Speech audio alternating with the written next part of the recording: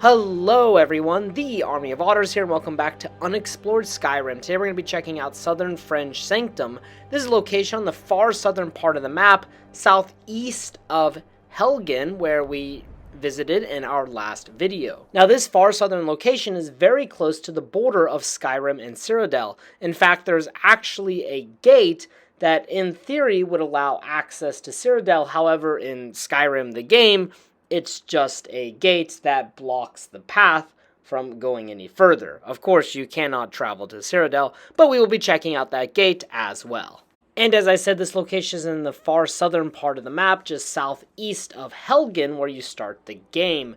Now, this cave features a lot of spellswords and who are basically necromancers, and as you approach the cave, you will encounter one of those spellswords. And besides the spell sword, outside of the cave, there isn't a whole lot, but there is a table that has some random loot on it, along with an alchemy table, as you can see here, and a satchel that will have random loot. For me, it just had juniper berries. Then, entering the sanctum, I guess it's not a cave, but anyways, entering the sanctum, and we'll find more spell swords. Now, these guys are littered all over the cave, so be ready to fight them. Thankfully, they are pretty darn easy to kill. Now, I'll fast forward here, and eventually you'll find a booby-trapped gate, but if you just launch some kind of projectile, you can destroy the trap. And after this gate, it opens up into this large central chamber, which actually has a lot of vegetation growing and several very tall pine trees. This central room is very beautiful, and here the path splits into two. You can either kind of go straight to an underground section, or you can continue climbing up.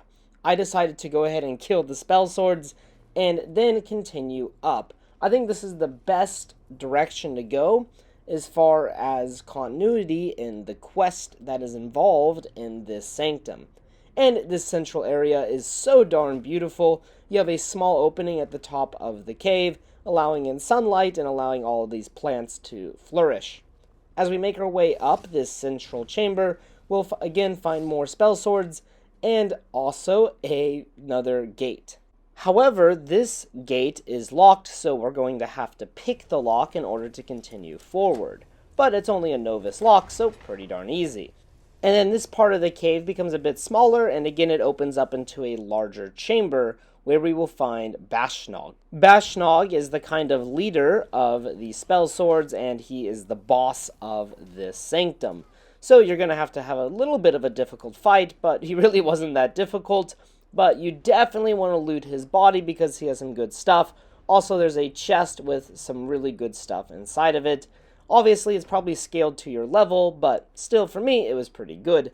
And then on Bashnag, we can find the Art of War Magic, which will increase your destruction spell, or destruction skill by 1. And he has some other interesting loot, so make sure to take that.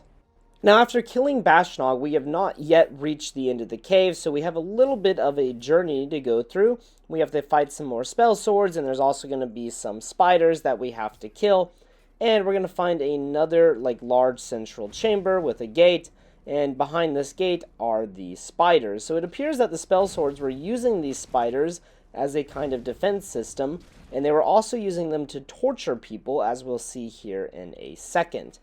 But we can continue our way down, and then we will find a lady trapped in a web.